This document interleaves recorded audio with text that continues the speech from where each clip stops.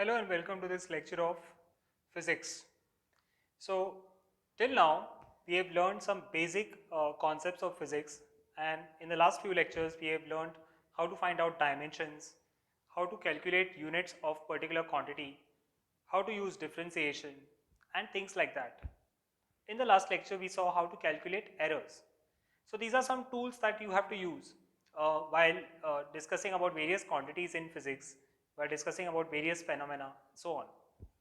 Just like that, today we are going to learn a very important tool that is used with respect to any quantity in physics. So till date, you have learned that there are two kinds of quantities that can be defined. One is scalar and the other one is vector. So what is a scalar? A scalar is a physical quantity which can be defined only by its magnitude, and vector is a quantity which has to be defined by its magnitude as well as direction. This is what you have learned. Let me write it on the board. So scalar is a quantity which can be defined by only its magnitude. For example, mass. When I say mass, the mass of an object is 5 kg.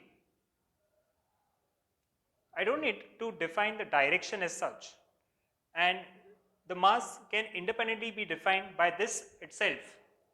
So it doesn't need direction to define. The other example would be time.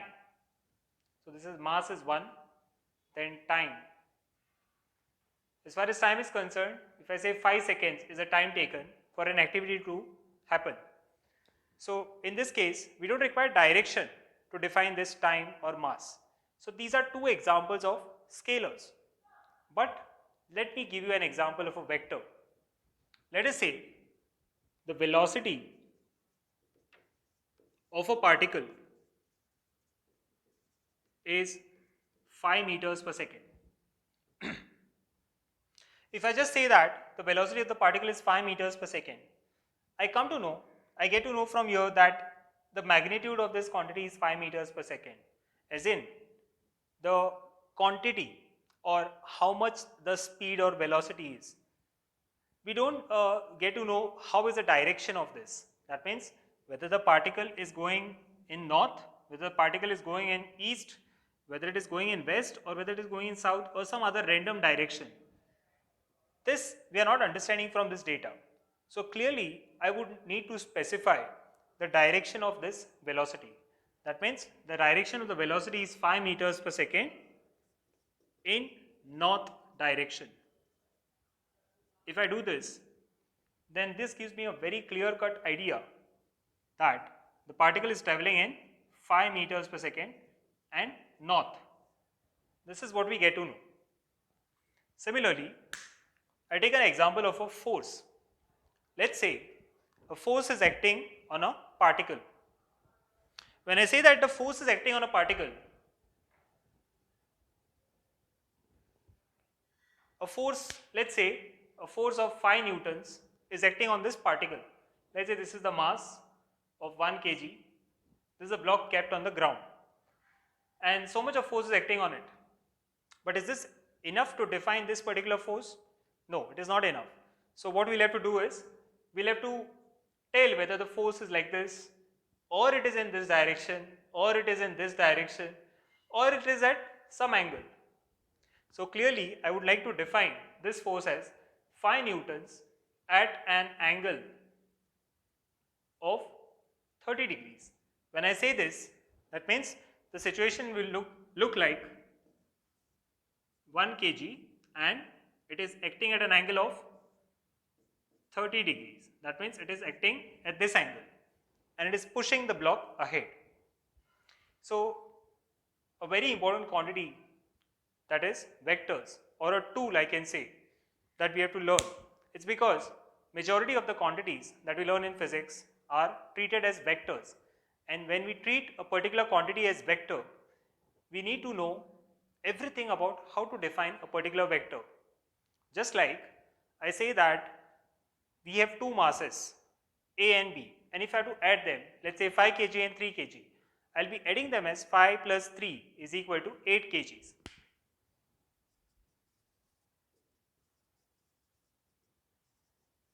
This is what I can say straight away, because this is a simple algebraic addition and there is no vector or any direction involved in this. However, if I want to define two forces, if I want to add up two forces, for example,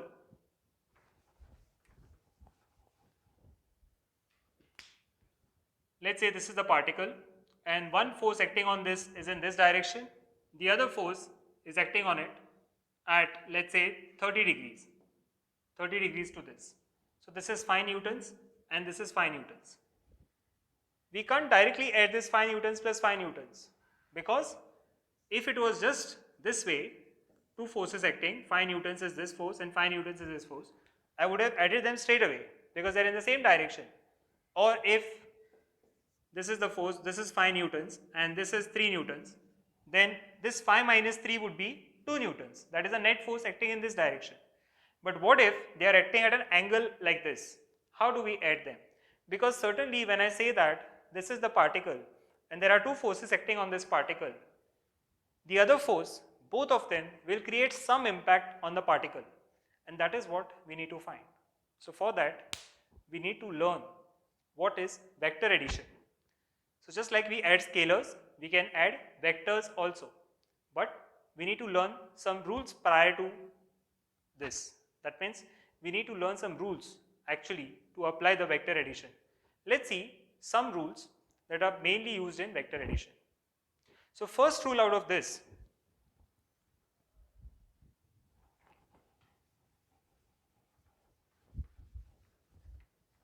there are three rules that we have to learn that are commonly used in vector addition. The first rule is that of triangle addition, triangle law of addition. This is the first rule. Second rule is something called as parallelogram law of addition. And the third one is not mostly used, but one has to learn it, which is also called polygon law of addition.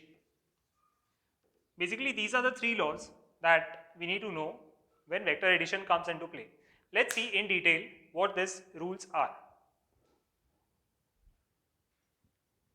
Let's start with the first law. That's called triangle law of addition. So when I want to define a vector is defined as, this is the head, this is the tail. This is the head of the vector, this is the tail of the vector. So let's say this is the vector and it is defined as AB. Then I would define this vector as AB bar. If this was BC, I would have defined it as BC bar.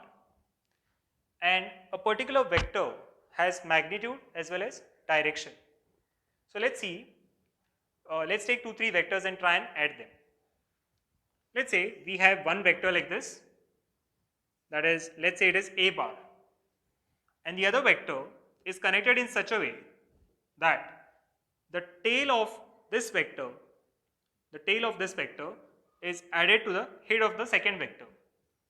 So the rule to be followed in triangle law of addition is that tail of one vector must be connected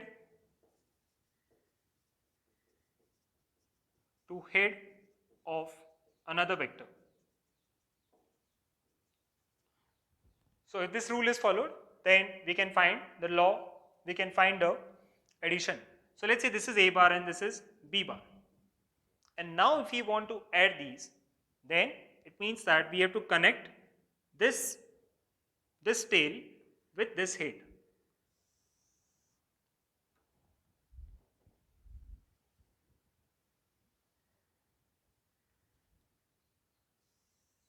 So all that we have to do is connect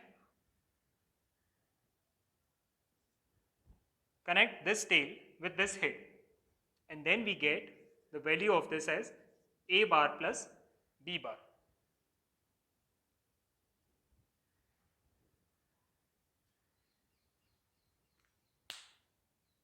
Let's take some more cases and learn how to add two vectors vectorially and with the help of triangle law.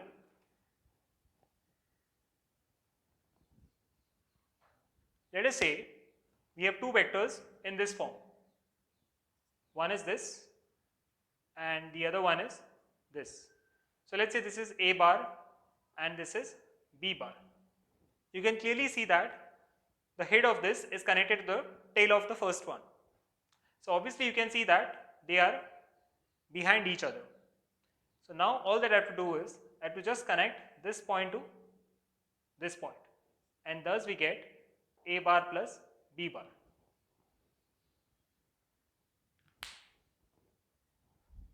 What if the situation is slightly different, as in, let's say we have something like this. This is B bar and this is A bar. Now you can see that the tail of this vector is connected to the tail of this vector. So we can't straight away apply triangle law of addition. If I do this or this, it would be incorrect at this point of time, because the rule states that tail of one vector should be connected to the head of the first vector. So now let us rearrange this. So when I say that this is A bar, I can just bring it back. That means I can just shift it over here and I can write it this, because the vector will remain the same. So because this is the direction of A bar, and if I bring it back, the direction will still remain the same. So I've done nothing but just I've displaced the vector. So what I'll do is I'll redraw this diagram.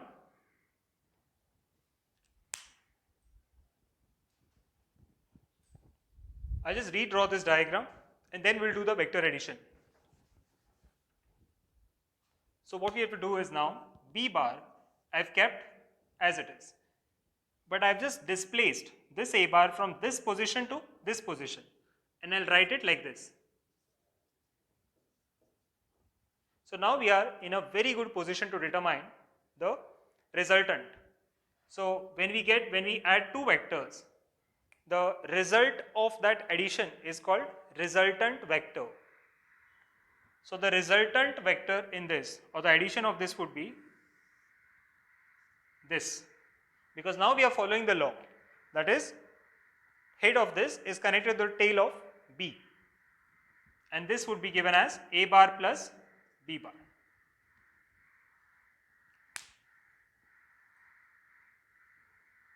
Let's see yet another situation.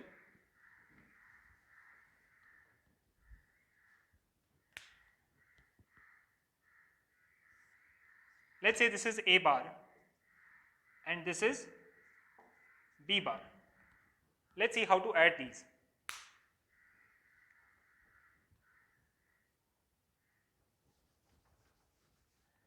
So now what I'll do is I'll just displace this vector on top so that B bar and A bar are connected. So I'll keep B bar as it is, that is in this direction, and displace the A bar on top. So it would look something like this. It means that now we are in a position wherein B and A are together. So the vector addition would be A bar plus B bar, that is this. So vector addition is commutative. By that I mean A bar plus B bar would be same as B bar plus A bar.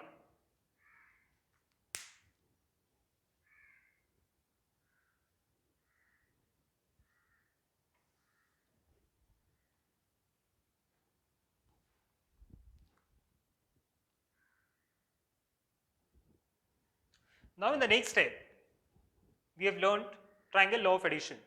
In the next step, we will learn parallelograms law of addition, vector addition, and it is just the extension of the first concept. Let's see how this comes.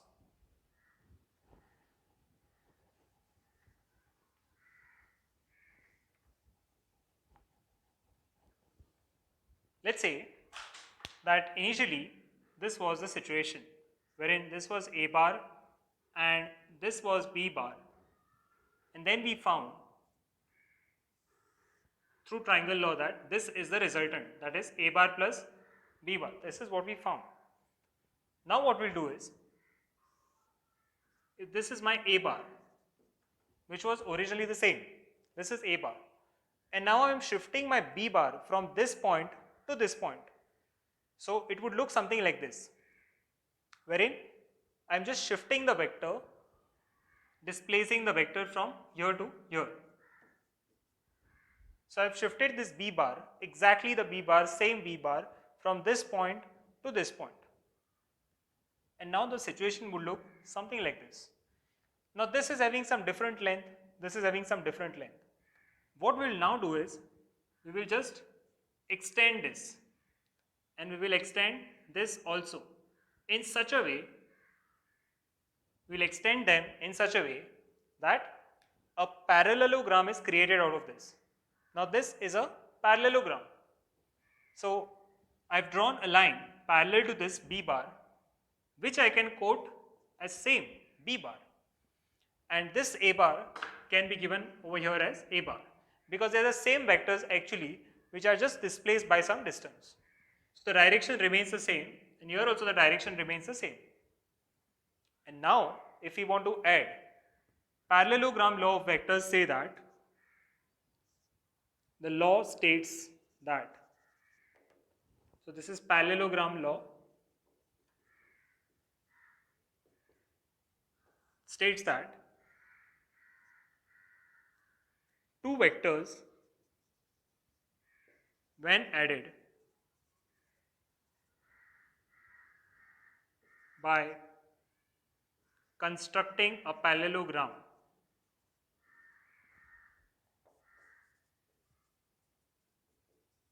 So we have already constructed the parallelogram in this case. Resultant is given by the diagonal. Resultant is given by the diagonal of parallelogram. That is what we can understand. So it means that the diagonal of this, if I join, then this is A bar plus B bar. Now I can clearly see that this resultant and this resultant is actually the same, because this is the magnitude, here also this is the magnitude, and the direction also is the same. So this vector is same as this. So I can say that these are just the two methods of vector addition, but the way we apply it is different. So in this case, we take the vectors in this direction, wherein the tail is connected to the tail.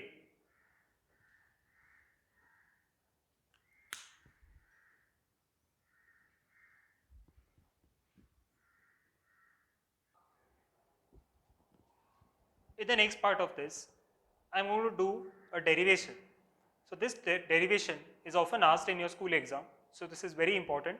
You can note it down properly in your notebooks. For that, what I do is, this is the parallelogram that we have already understood. Now I do small construction over here. That is, I'll just extend this and I'll extend this over here. So this is a construction, and this is of course 90. This angle is 90.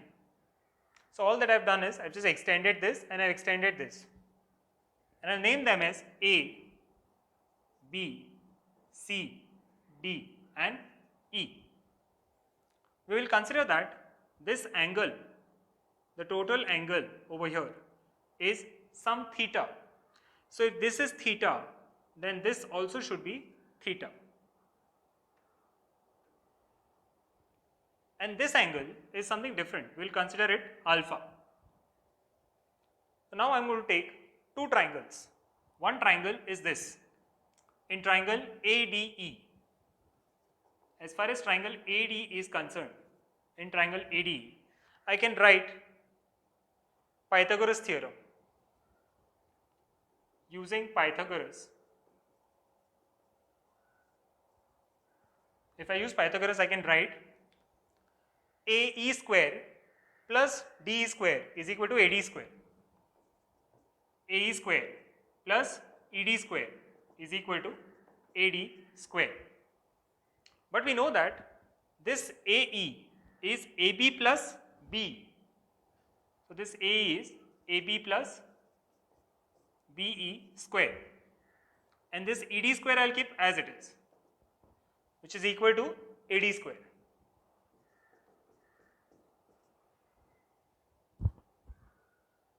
Now we know that this vector from A to B is A bar.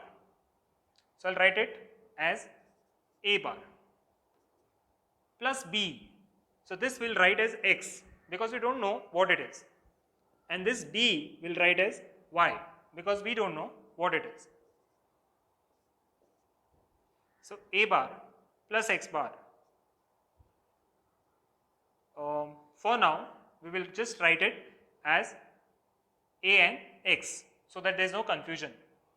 And this could be written as ED. So ED is Y. So this is Y square. And AD, of course, is A plus B the whole square. This is what we can write. Now, there is an interesting observation over here. According to your knowledge of trigonometry, we can say that X by B is cos theta, and hence X is equal to B cos theta. Similarly, Y by B, that is opposite by hypotenuse, is sin theta, and you will get Y is equal to B sin theta. Now let's put it over here and check what we get. So A plus B cos theta the whole square plus B sin theta the whole square is equal to A plus B the whole square. So this we would get as A square plus B square cos square theta plus 2AB cos theta, plus this would be B square sin square theta is equal to A square plus B square plus 2AB cos theta. So we will keep it as it is. As far as AD is concerned, we will just keep it as it is. We will just keep it as AD square throughout. Now you can see something. If I combine this term and this term, I'll get B square into sin square theta plus cos square theta, which is 1. So finally I would end up getting the result as AD square is equal to A square plus B square, and then this term, that is 2AB cos theta. So all that we have done in this case is combine B square cos square theta and B square sin square theta, because of which I get B square over here. So which means that AD square is this, but what is AD? So when I calculate AD, I calculate the magnitude of AD. That means how much is this diagonal? That is what we get. So AD is equal to root over of A square plus B square plus 2AB cos theta, where theta is the angle between A and B.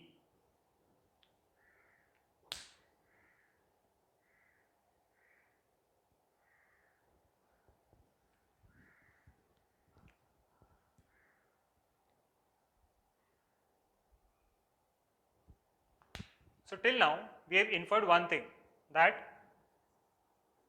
AD, the magnitude of AD,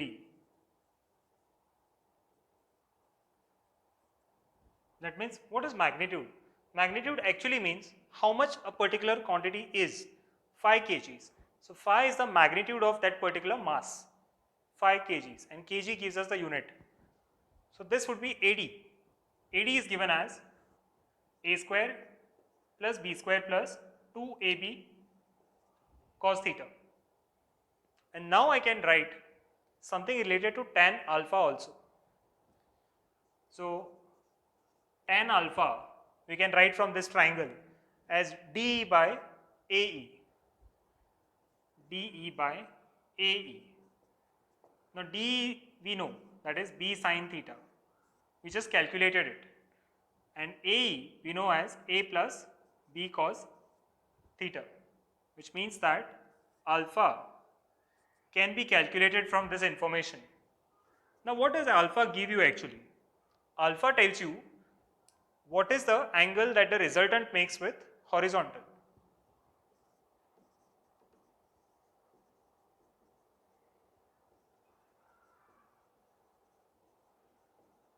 Alpha gives us the angle made by resultant with horizontal.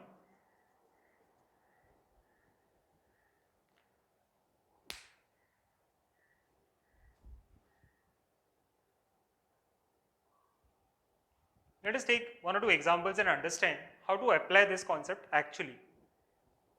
Let us say that there are two vectors of 5 units.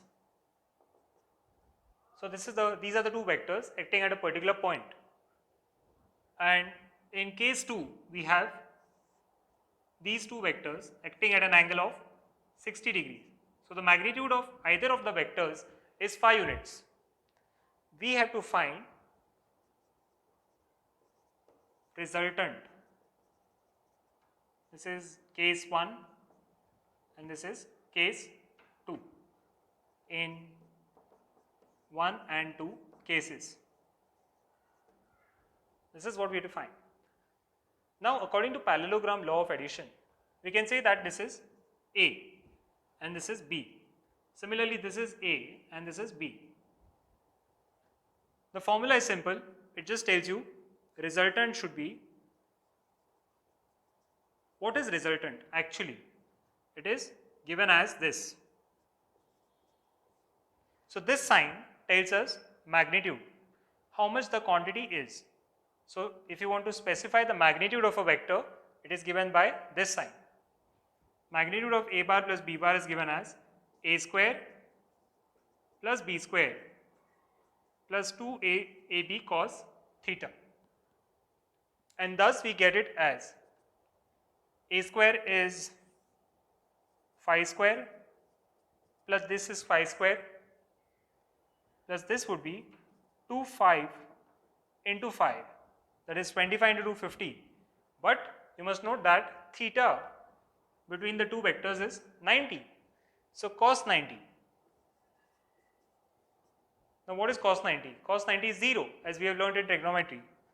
So this term would be 0 and thus we will get the answer as 5 root 2 units. This is the magnitude of this quantity, that is resultant of the vector is A bar plus B bar in the case 1. So I am talking about case 1. But what is the direction of this resultant? How to find that? So what we do is we find tan alpha.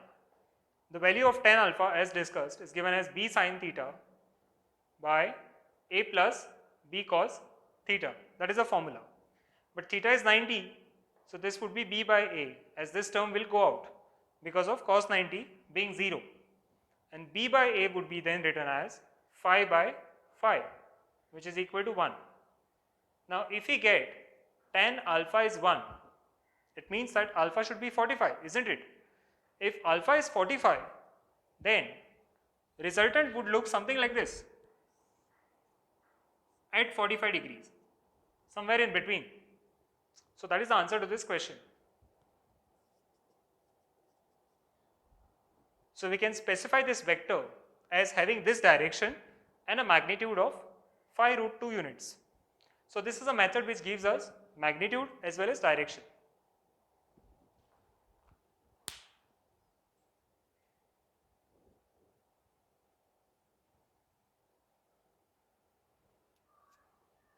Let's do case 2 also. So now what is done is, in case 1 the angle was 90, in case 2 the angle is 60. So we will write it as 60. If cos 60 comes, then you can understand that cos 60 would be 25 plus 25 plus this cos 60 would be half. So this half and 2 will cancel out and thus we will get 25. So which means that the magnitude of this would be root 75 units. in case 2. And as far as the angle is concerned, the resultant, it would look something like this. So let us see what we get. So this would be like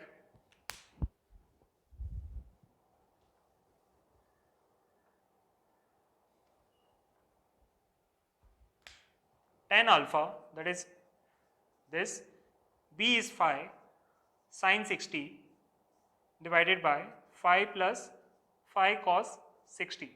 That is what we'll get.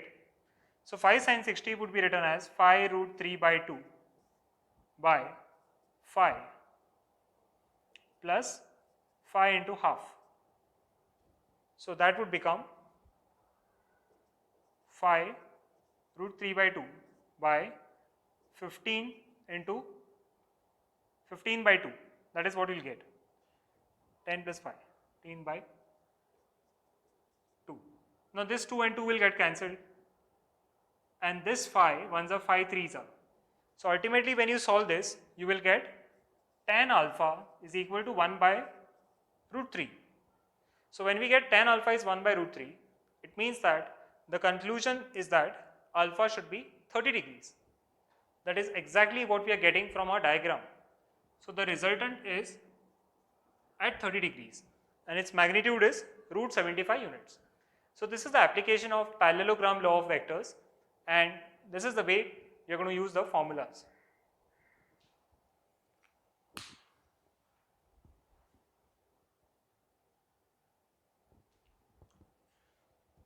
Now some of you might have got the questions like, if we can find a bar plus b bar, can we subtract the vectors?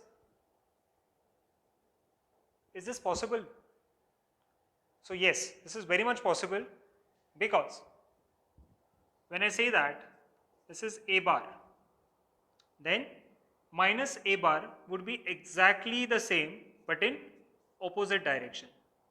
This is called negative of a vector. This is called negative of a vector. So when we are trying to do a bar plus b bar, it looks something like this, wherein this is a bar, this is b bar, and then we have found a bar plus b bar. But what if I ask you that we have to find a bar minus b bar in this case? So what we would do is, we would just extend this backwards and write this as minus b bar, because if this is b bar, then the extension of it backwards or in the opposite direction gives us minus b bar, and thus if we connect this to this, it means that we have got a bar minus b bar. How? Because a bar minus b bar is nothing but a bar plus of minus b bar. That means we are still adding the two vectors, but we are adding negative of one vector. That's it. So what we have done is, I have just extrapolated this, I have found negative of a vector, and then I have added both of them. So subtraction of vectors is nothing but adding the negative of a vector. Let us take one case, that is a case 2 of the last problem, and see how to apply this.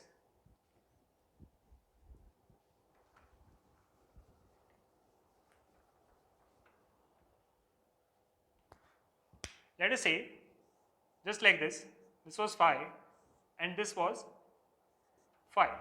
The angle between them was 60 degrees.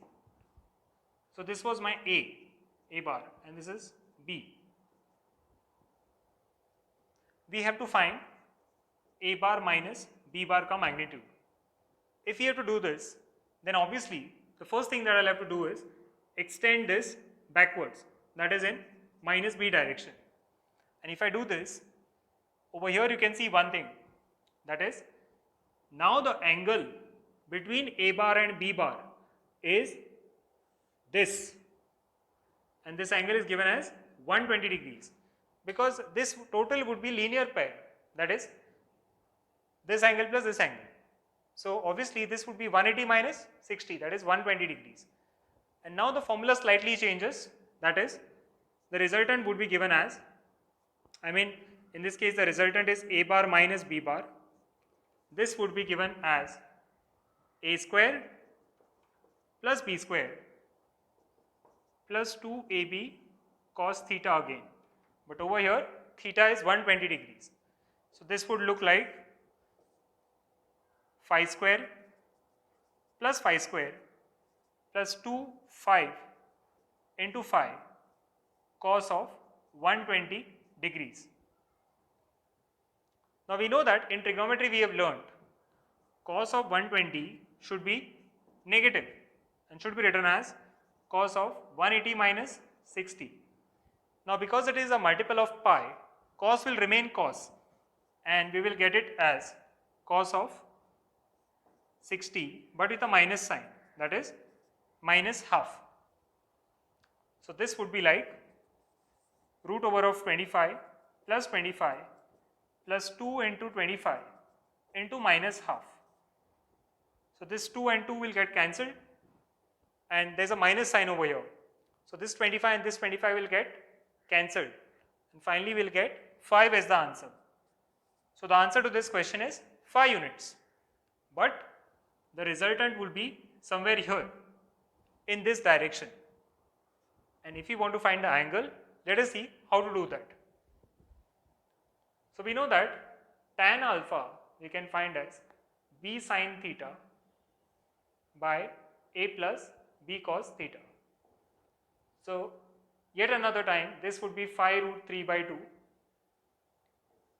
because this would be like 5 into sine 120 by 5 plus 5 cos 120. The cos of 120 is minus half. So this would change to 5 minus 5 by 2. And then we would get it as 5 root 3 by 2 divided by 5 by 2. So we'll get it as root 3. So tan alpha is root 3, which means that alpha should be 60 degrees because tan of 60 is root 3. And according to this, graphically also we'll get the same answer, that is 60 degrees. So that is the answer to this question. So in this way we can find a plus b bar and a bar minus b bar also.